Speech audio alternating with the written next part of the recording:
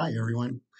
Welcome to week 2 of Humanities 104 Career Enhancement. I'm your host, Cliff Boyer. Welcome. I have a couple of quick announcements to make. First of all, if you haven't seen my email, I did change my due dates to be in line with everybody else and all the other classes in the nursing program.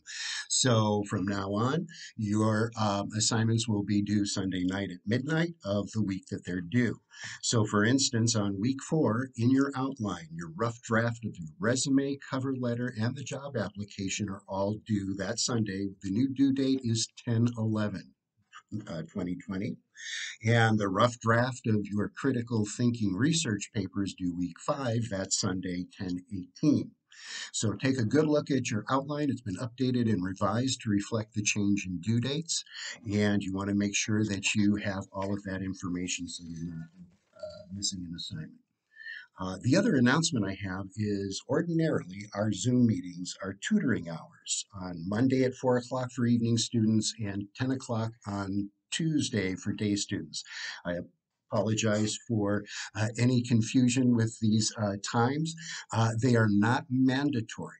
If you have questions and you want some guidance on some of the assignments, if you want to talk about anything in the class, I'm available for those hours so that we can get together. I can also arrange to meet with you one-on-one if you'd like some tutoring time or to have a fuller discussion. The exception to all of that is going to be next week. There will be no lecture next week. Instead, the Zoom meetings will be mandatory.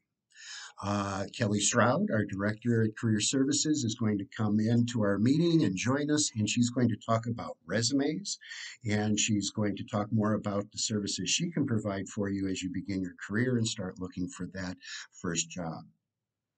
Okay, with that aside, I now would like to spend a little bit of time just going over what materials are in my IoT for week 2. All of the materials there are pretty much designed, with one exception, the soft skills, hard skills. Uh, Most of the material there is designed to help you get started with your critical thinking research paper and APA formatting and all of that. So I'm going to cover a little bit of that today. If you have further questions about formatting when I'm done and after you've seen this lecture, please let me know, and we can get together and discuss that in more detail. I can provide more information. So if you were to watch this lecture, it's going to be really helpful if you have hard copies of all the materials that are in week 2, My IoT. But if you don't, that's okay. But it'd just be easier for you to follow along. So that's a suggestion before you go any further with this lecture, if you want to go ahead and get those materials together.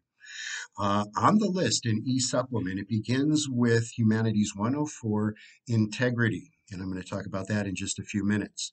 The next item is Citations and References. And that is a really good reference guide to how to quote your sources in your paper and how to set up your reference page where you list your sources. So you want to read that very carefully. And I would have a hard copy and have it right next to my computer as I was typing my paper so that if I had to refer to it, I would have that readily available. And the very last item there on week 2, it says, or second to last, number 6, Career Enhancement Research Paper.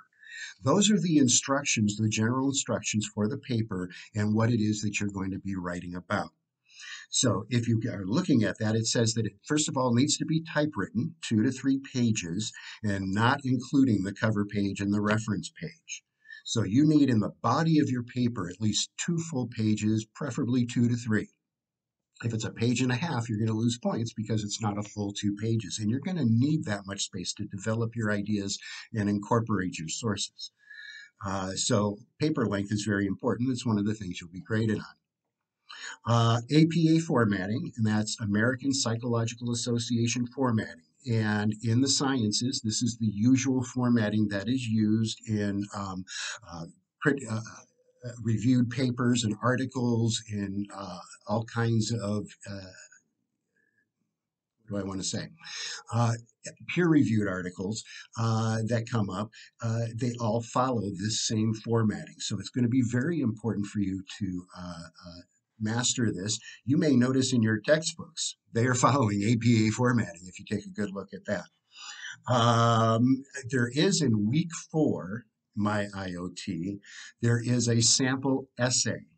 Take a good look at that, and especially at the references page at the back, because this will give you good examples of every kind of reference and how you would cite that source. So that, again, is a really great resource, and you want to have that readily available. Basically, what you're going to do is you're going to answer 3 questions. The first question is, what is critical thinking? The second question is, why is critical thinking essential in your educational journey? And the last question is, why is critical thinking essential to the nursing practice? Now, all of these questions and this information, as I said, is available in my IoT Week 2. And this is the Career Enhancement Research paper, Critical Thinking, number 6. The paper will be graded per the rubric that is also available in week 2. So you can take a look at that and see exactly how it'll be graded and how many points each thing is worth. The introduction is worth 5 points. Take a good look at that and see what I'm going to be watching for.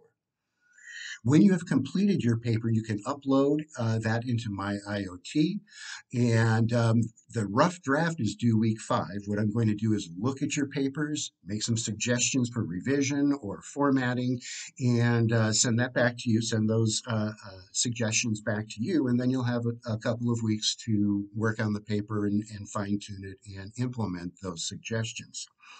If you want me to look at your paper at any time before the final due date, go ahead and email me a copy of that. You don't want to upload it into my IoT. It'll get too confusing as to what's what. So if you want me to look at a rough draft before you turn it in, I'm happy to do that, but email that to me. And then I will try and look at that as quickly as possible and get my suggestions back to you. And I'm happy to do that with any of the written assignments that we have this term. So take advantage of that if you would like. Now, I was also mentioning the citations and references, and that's number 2 in week 2. And again, that is just a great resource for how to cite your sources, how to set up your references page. And then you could also, as you're looking at that, look at that sample essay in week 4, and you can see how that actually looks in an essay. Now, along those lines, in week 2, we also have APA format, which is number 7. And basically, that just gives you a brief outline of what the paper should look like. You'll see the title page, and then as you open it, the 3 questions that I just posed are there. And you might want to think about this as you see this set up. You can see that there's an introduction, critical thinking. What is critical thinking? And the other 2 questions. I don't know if you remember the 5-paragraph format you probably learned in high school or junior high. This is very similar. Now, you may expand and you may have larger, like you may have 2 or 3 paragraphs devoted to defining what is critical thinking. That's okay. But just as a way of thinking of organizing yourself, it's very close and similar to that 5-paragraph outline. And then there's also then a sample essay, number 5 in week 2. And the sample essay gives you a little bit more information about how each of these components work. So, for example, on the very first page, you've got the title, sample essay, an example to follow, and it says repeat your title at the beginning of your essay. Place a 1/2 inch indent, 1 tab, at the beginning of each new paragraph. So it's giving you basic instructions in the format that your paper will look like.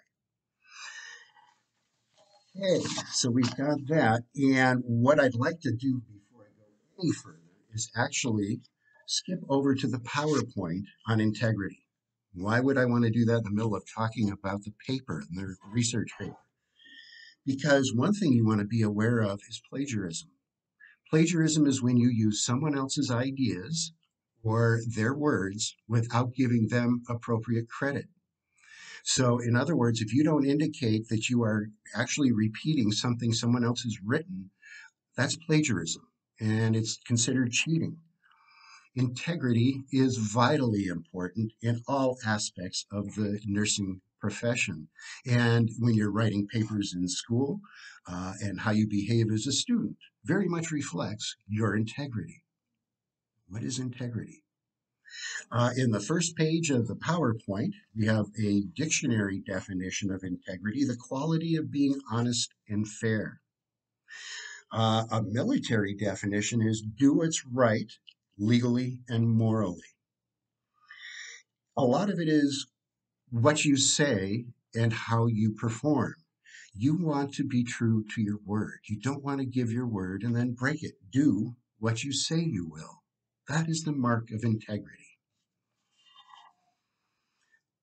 We invite and we foster positive conversation. You want to avoid negative talk or gossip, especially in the healthcare profession. I once read, actually about a year ago, I was reading an article that said that 80% of people surveyed believe that the nursing profession was one of the most honest and trustworthy professions that one could enter. That's a lot of responsibility. That's because everyone looks up to nurses. Everyone depends on nurses. And if you're not honest, if you don't have integrity, then your patients will be ill served. And that is not going to be a good situation. So you want to be honest. You want to be positive. You don't want to indulge in gossiping and negative talk. You want to respect the privacy of other people. Because we represent the health industry, we also have to take care of our own wellness. We have to set the example. We have to walk the talk. Walking the talk is a big part of what integrity is about. You want to maintain professional relationships, develop a rapport with the people that you work with so that you are able to understand one another in tense situations, so that you can support one another when you need to, etc. You want to develop that trust with each other. And you want to have the faith of your supervisor that they believe you can do the job. Your job performance is very much marked by integrity. Do you correct your mistakes and admit them? Do you take accountability for all of your actions? One good thing is to look at each moment of your life as a potential learning moment. What just happened and what can I learn from this? Don't be so concerned about, oh, I made a mistake and I blew it. And don't be so hard on yourself, but be honest with yourself as well. And look for the lesson in each of these experiences. This will help you to maintain your employment. It will aid you in your own personal development as you grow and learn more about yourself. And it could end up with promotions and or pay raises if you are trusted by your supervisor. Integrity can pay off. So, in terms of the research paper, integrity plays a big role because you don't want to be plagiarizing other people's ideas, and you're going to be working with other people's ideas and words. You are going to be using sources. You are posed in this paper with 3 different questions. What you're going to be doing is just answering those questions. But in answering those questions, you're developing an argument. You are asserting something. I believe critical thinking is this. And then you want to give all of the reasons why you think it is. And sources can help back you up. Don't take my word for it. Dr. So and so also said that critical thinking is this. And then you can quote them. That gives more credibility to your argument. I want to go over basically the formatting and how your paper is going to be set up. If you're looking at the sample essay number 5, this would be helpful right now. You would notice that at the top left, there is something called the running head, and then it says sample essay. The running head is the title of your paper, and it should be on the top left corner of every page of your paper, on the cover page and the references page as well. And then on the top right-hand corner, you're going to have the page number. So number 1 will be that cover page. And on the cover page, then, centered in the middle, you're going to have the title of your paper, again, your name, and Institute of Technology, the name of your school. On the first page in the body of your paper, you're going to have that running head again up in the top left, the title of your paper, the page number in the top right. And then you're going to skip a line or two and you're going to have the title of your paper again. And then you're going to have your introductory paragraph, which will probably lead you into the first paragraph or the second paragraph, which will begin your definition of what is critical thinking. If I were to ask you that, how would you answer it? You're going to have a title or a heading, a short title for each a section of your paper. So let's say you have two paragraphs defining critical thinking. You'll have a heading for that first paragraph. And then when you get to the next idea where you're going to answer the second question, you're going to start a new paragraph and you're going to have a separate heading for that. You are trying to direct the reader to follow your line of thinking so that they don't get confused and they'll know where you're going with your argument. Now, just a couple of things about quoting sources in your text. And again, look at that citations and references material in my IoT. But a couple of things to think about. Uh, First of all, there are some nice examples in this sample essay where there are sources cited in the paragraph, and then there's also a big block quote as well. So if a quote from your source is less than 40 words, you're going to go ahead and incorporate it in your sentence, and you're going to have quotation marks around it. You're going to cite your source, and every time you cite your source, you want to provide their name. You want to provide the year of the publication and then the page number that you found it on. If it's an online source, you won't necessarily have a page number, but you might. So make sure you include it if it's there. If your quote is more than 40 words, you're going to set it off as a separate paragraph, and it's called a block quote. So what you will do is you will skip down to it, the next line. You're going to introduce your quote. So Fritz and Pearl says this, and then you'll skip down and start a new paragraph. You're going to tab it, and every line of the block quote should be 5 spaces in tabbed, like you're indenting the beginning of a paragraph. No quotation marks. Go ahead and incorporate that quote and then provide that same information at the end of your quote as well. You want to avoid overusing giant, big block quotes. You're giving up your paper to someone else. You want to present your ideas and you want to use someone else's ideas to support your own. You don't want to let them make your argument for you. I have seen student papers through the years where entire paragraphs and pages are long block quotes. That's not going to be effective. And you would obviously lose points if you did that. So use them sparingly. They can be very effective, but don't overuse them. After you've answered those 3 questions, you're going to have a concluding paragraph, and you may want to have some kind of heading for that. And then the last page, you're going to again have your running head as you have on every other page, and this is for your references. And then you're going to have the page number in the top right-hand corner. And there's a really nice example in the sample essay of your basic citation in the references page. And this is for a book. Chances are you're going to be using mostly periodicals or online sources. So you want to focus in the citations and references on those items and how to cite those correctly in your paper. And if you have any questions, let me know. I'd be happy to discuss that with you as well. A real quick note about sourcing. Some sources are better than others. Wikipedia, not so much. WebMD, not so much. The National Institutes of Health, awesome. The American Medical Association, great. So you need to look for sources that are credible. Please take advantage of our library resources, and you can access all of that online in my IoT. And there are search engines that allow you to search for really great articles in all kinds of peer-reviewed magazines and periodicals. And also you can then Google and see what you can find online. But I would really recommend try starting out with the library sources and see what you can find. You could just go to one of the search engines and type in critical thinking nursing. Boom, you'd probably get all kinds of really interesting sources. I have done that search on Google. There's a lot.